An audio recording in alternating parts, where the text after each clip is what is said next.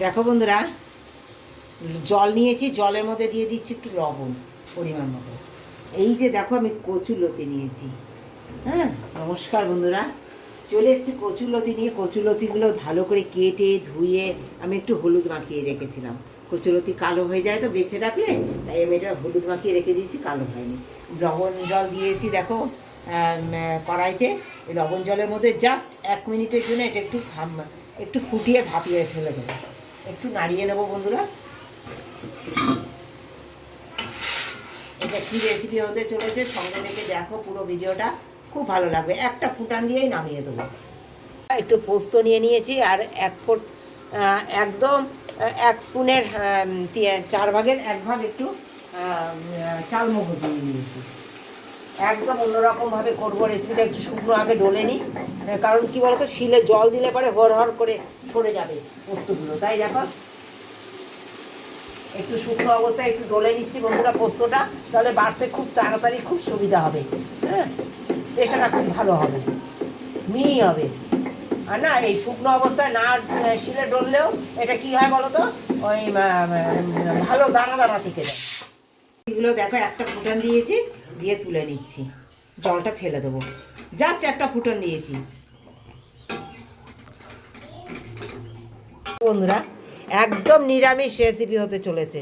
হ্যাঁ, কচুলতি অনেক রকম খেয়েছো, একবার এইভাবে খেয়ে দেখো। দেখো একটু জল নিয়েছি, জলের মধ্যে দিয়ে দিচ্ছি একটু জিরে বাটা, সামান্য জিরে বাটা দিলাম, এই যে স্পুনের 1 স্পুন।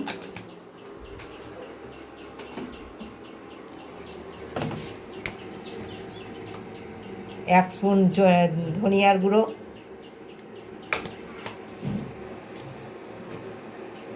এদিকে দেখো কড়াই গরম হয়ে গেছে, তেলটা দিয়ে দেবো। খুব বেশি তেল এখন দেবো না, সঙ্গে থাকো। সমস্ত গুঁড়ো মশলাগুলো জলের মধ্যে দিয়ে দিলাম, হলুদের গুঁড়ো দিলাম পরিমাণ মতো সব কিছু। আর লবণটা এখন দেবো না, কারণ আমি লবণ দিয়ে ওটা একটু ভাপিয়েছি তো, লবণটা পরে লাগলে তারপর দেবো। একটু কাশ্মীরি লঙ্কার গুঁড়ো একদম শেষ পর্যন্ত থাকতে হবে। শেষে কি দেবো যেটা সুস্বাদু হওয়ার জন্য একদম শেষে থাকতে হবে। দেখো লতিটা নিয়েছি, এটা দেখো এই যে মশলাগুলো নিয়েছি আর এই যে পোস্ত বেটে নিয়েছি, সব এতে দিয়ে দিচ্ছেন। এই হাত মাখা চচ্চড়ি কচুরলতির একবার খেয়ে দেখো নিরামিষভাবে, এটা কত সুস্বাদু হয় তারপর আমায় বলবে। দেখো তেলটা গরম হয়ে গেছে, তেলে দিয়ে দিচ্ছি কালো জিরে,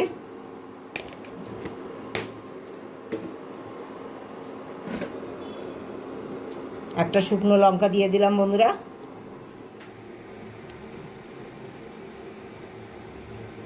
মাখিয়ে নিতে হবে।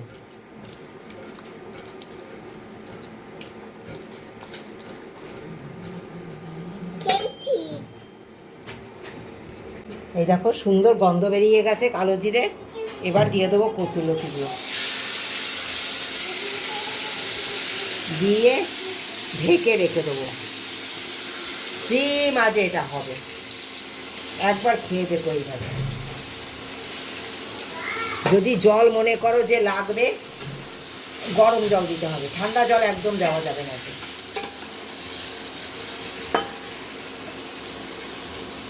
একটুখানি সিদ্ধ হওয়ার জন্য আমি একটু গরম জল দেবো সামান্য। এই দেখো গরম জল দিয়ে দিচ্ছি ফ্লাক্স থেকে।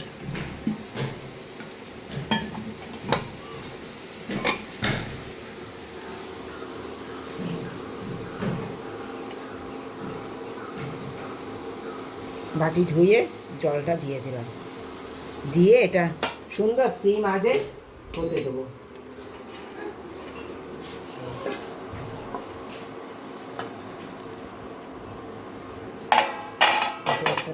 হ্যাঁ বন্ধুরা, এবার এটা সুন্দর ঢেকে দেবো। লবণটা যদি লাগে দিয়ে দেবো বন্ধুরা। খুলে নিয়ে দেখলাম যে লবণ একটু লাগবে, তাই আমি একটু লবণ দিয়ে দেবো। একদম এখন কাঁচা লঙ্কাটা দিলাম না, কখন দেবো সঙ্গে থেকে একদম দেখো লাস্টে আর কি কি দেবো যেটা সুস্বাদু করার জন্য, সঙ্গে থেকে ভিডিওটা দেখতেই হবে। দেখো বন্ধুরা, সর্ষেটা বেটে নেবো। একটু সর্ষে নিয়েছি,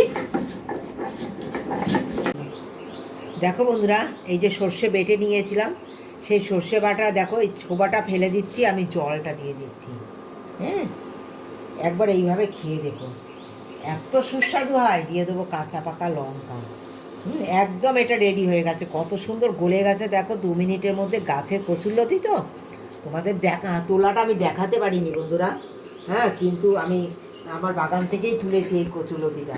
হ্যাঁ, দিয়ে দেবো একটু পাতিলেবুর রস, যে কোনো টক তোমরা দিতে পারো, ভিনিগারও দিতে পারো। দেখো পাতিলেবুর রস একটু দিয়ে দিলাম। দিয়ে দেবো একটু কাঁচা সর্ষে তেল।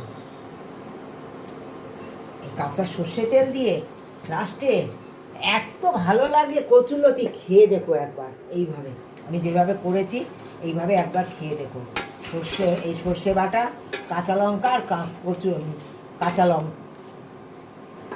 কাঁচা তেল দিয়ে দারুণ লাগে, দারুণ। এই টকটা দিয়েছি বলে এক ফোঁটা চিনি দেবো। চিনিটা স্কিপ করতেও পারো, কোনো অসুবিধা নেই তাতে। আমি 1 চিমটি চিনি দিয়ে দিলাম।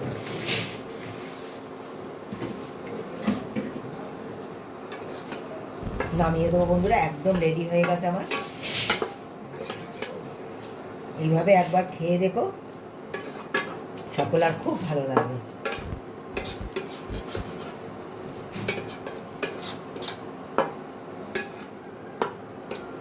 কমেন্ট দিয়ে জানিও, ভালোবাসা দিয়ে যারা পুরো ভিডিওটা দেখেছো, এই হাত মাখা চচ্চড়ি কচুরলতি ভালোবাসা দিয়ে অবশ্যই তোমাদের কমেন্টে আমি অপেক্ষায় রইলাম। ভালোবাসা দিয়ে যারা প্রতিদিন আমার সঙ্গে আছো তাদেরকে অনেক ধন্যবাদ, অনেক ভালোবাসা।